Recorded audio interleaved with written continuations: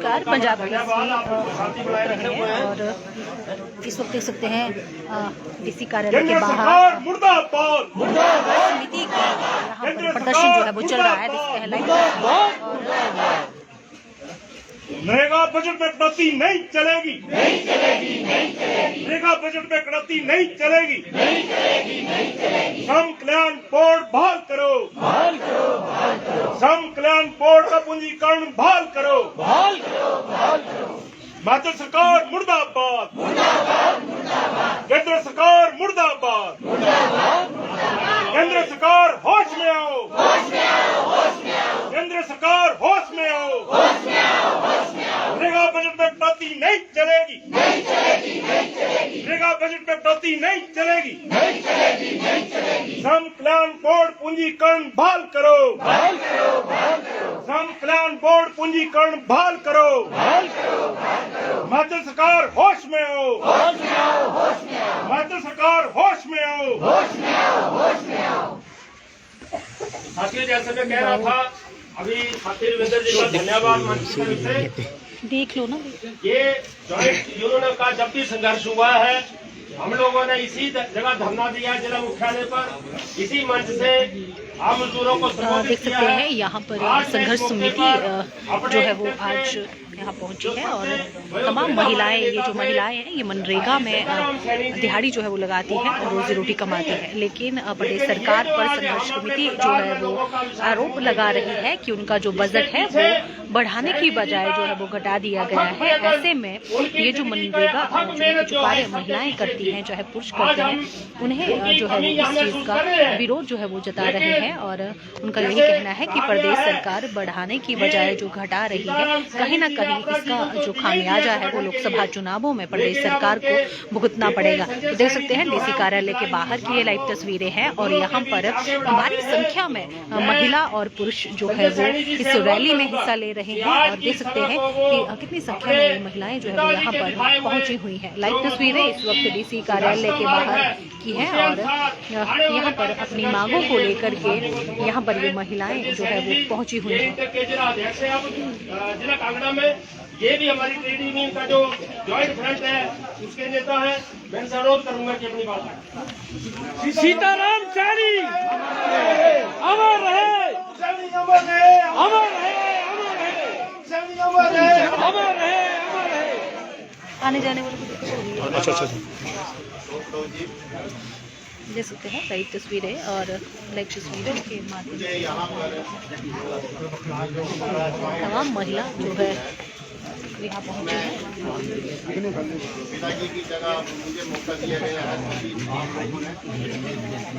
मैं जो है मैं उनके नक्शे कदम पर चलता हुआ मजदूरों के लिए आगे बढ़ने की पूरी कोशिश कर रहा हूँ। माननीय हमारे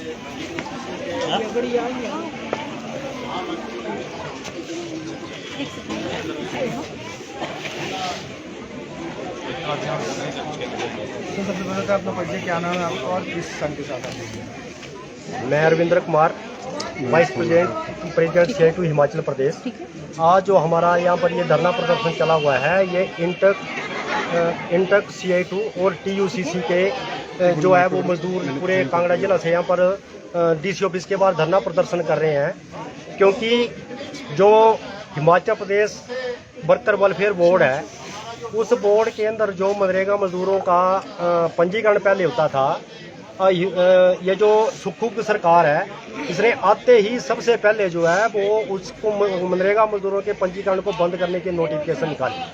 साथ में पिछले 3 वर्षों से जिन मजदूरों ने अलग अलग प्रकार के लाभ जो इस 13-14 लाभ जो इस कल्याण बोर्ड से मिलते हैं, वो जो उन लोगों ने जो है वो फार्म भरकर जमा करवाए थे, वो पिछले 3 सालों से कोई भी बेनिफिट जो है वो लोगों को नहीं दिया जा रहा है। और जब हम उसकी बात करते हैं कल्याण बोर्ड के ऑफिस में जाकर, तो वहाँ पर ये बताया जाता है कि केंद्र सरकार की डायरेक्शन पर जो है कि मनरेगा मजदूरों को जो है वो बंद कर दिया है। और केंद्र सरकार से जो ऑडिट किया गया बोर्ड का, उसमें जो है वो 156 करोड़ की रिकवरी जो है वो जयराम सरकार को डाली थी, और इस वजह से मनरेगा मजदूरों को बंद नहीं करेंगे। जबकि जो ये वर्कर वेलफेयर बोर्ड बना है, ये जो building and other construction abolition act 1996 के तहत बना है। और उस एक्ट में ये लिखा हुआ है कि नाली बनाने वाला, रोड बनाने वाला, रास्ता बनाने वाला, बिल्डिंग में काम करने वाला, किसी भी प्रकार का जो कंस्ट्रक्शन वर्कर है वो उसका मेंबर बन सकता है। और अगर कोई भी मजदूर जो है वो एक साल में, कैलेंडर ईयर में जो है वो 365 दिनों के अंदर किसी एक काम पर एक दिन 10 लोग मिलकर काम करते हैं, वहां पर ये एक्ट एप्लीकेबल हो जाता है। तो जिस दिन लेंटर पड़ता है उस दिन तो कई लोग काम करते हैं। तो हमारा ये है सरकार से कि ये कानून जो है हर एक कंस्ट्रक्शन वर्क के ऊपर लागू होता है, और जितने भी कंस्ट्रक्शन के अंदर काम करने वाले लोग हैं उनको जो है इस बोर्ड का मेंबर बनाया जाए, और इसकी जो पंजीकरण की जो प्रक्रिया है जो पहले थी उसी प्रकार से उसको आसान किया जाए। और क्योंकि बिल्डिंग के मालिक जो है वो सर्टिफिकेट मजदूरों को देते नहीं है, वो डरते हैं कि शायद हमें जो है वो 1% सेस ना देना पड़े, तो उसके लिए जो है वो एक्ट में प्रावधान है। जो हिमाचल प्रदेश सरकार ने जो 2008 में रूल बनाए हैं उस रूल में भी ये प्रावधान है कि क्या बोलते हैं जो पंजीकृत कंस्ट्रक्शन वर्क की यूनियन है उनको जो है वो सर्टिफिकेट देने का उसमें प्रावधान है। और पिछले 10 वर्षों से जो है वो यूनियनों के द्वारा वो सर्टिफिकेट दिया जा रहा था, लेकिन सुक्खू सरकार ने उसको बंद कर दिया, तो जिसकी वजह से जो है वो पंजीकरण एक तरह से बिल्कुल ठप हो गया है। कोई पंजीकरण नहीं हो रहा है, ना लोगों को कोई लाभ मिल रहे हैं। और उसी को लेकर आज हम ये डीसी साहब के माध्यम से मुख्यमंत्री को ज्ञापन भेजेंगे, लेबर मिनिस्टर को ज्ञापन भेजेंगे कि ये जो आप लोगों ने इन गरीब मजदूरों के साथ जो अन्याय किया है इसको बंद करें और मजदूरों का पंजीकरण जो उसको चालू करें। न्याय की पंजीकरण की जो प्रक्रिया उसको जो वो सरल बनाया जाए, उसी के लिए आज हम यहाँ पर पहुंचे। हाँ सर, हाँ जी, कितने लोगों का यहाँ पहुंचे आप? आज हमारे जो है वो लगभग 1500-2000 के आसपास लोग जो है वो यहाँ पर सभी तीनों ट्रेड यूनियनों के यहाँ पर पहुंचे हैं और धरना दे रहे हैं। हाँ सर, जानना चाहेंगे क्योंकि आपने कहा है कि अगर सरकार आपके पक्ष में कोई फैसला नहीं सुनाती है तो आने वाली लोकसभा चुनावों का भी आप बाइकआउट करने वाले हैं क्या? ज्वाइंट एक्शन कमेटी जो हमारा ज्वाइंट एक्शन कमेटी सभी ट्रेड यूनियनों की बनी है उसमें हमने पहले भी इस पर चर्चा हुई है, और आगे अगर सरकार कुछ नहीं करती है तो उसमें तय करेंगे, और अगर जरूरत पड़ी तो हम इसका बहिष्कार भी कर सकते हैं अगर नहीं मानती है सरकार तो। Thank you.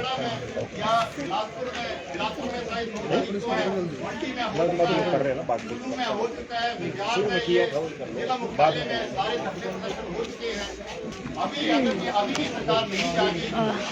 तो देख सकते हैं कि पंजीकरण जो है वो कहीं ना कहीं इन मनरेगा काम करती हैं महिलाएं, इनका जो है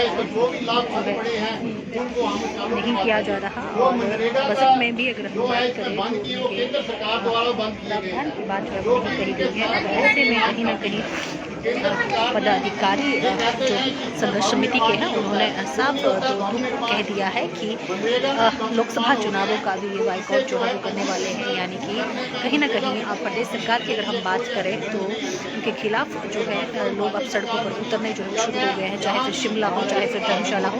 आप देख सकते हैं भारी संख्या में महिलाएं जो है वो यहाँ पर पहुंची हुई हैं। देख सकते हैं 15 से 2000 के करीब जो ये मजदूर है यहाँ पर पहुँचे हैं अपनी मांगों को लेकर के, और यहाँ से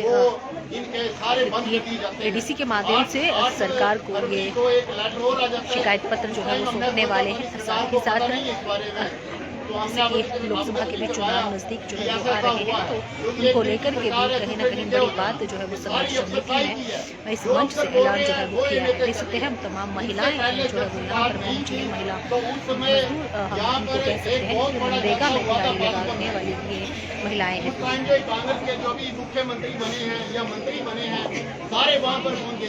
ये देख सकते हैं काफ़ी संख्या में मजदूर जो है वो पहुँचे हैं। लाइव तस्वीर है।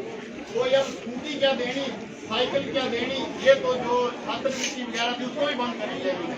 ये कोई समझ से परे है, या तो इनको फोन चला रहा है या तो इनको बड़े बड़े अफसर चला रहे हैं कि ये इनकी मान रहे हैं, या ये जो नेता बन के हमारे से जाते हैं ये इनको ऊपर जाके क्या हो जाता है ये कोई समझ नहीं आ रहा है कि क्या हो गया इनको, जो कि हमारी बात ही नहीं सुन रहे हैं। तो ऐसा है कि अभी जो है अगले वक्ता भी बोलेंगे, तो मैं धन्यवाद सभी का जो यहाँ आए हुए हैं अपना समय निकाल।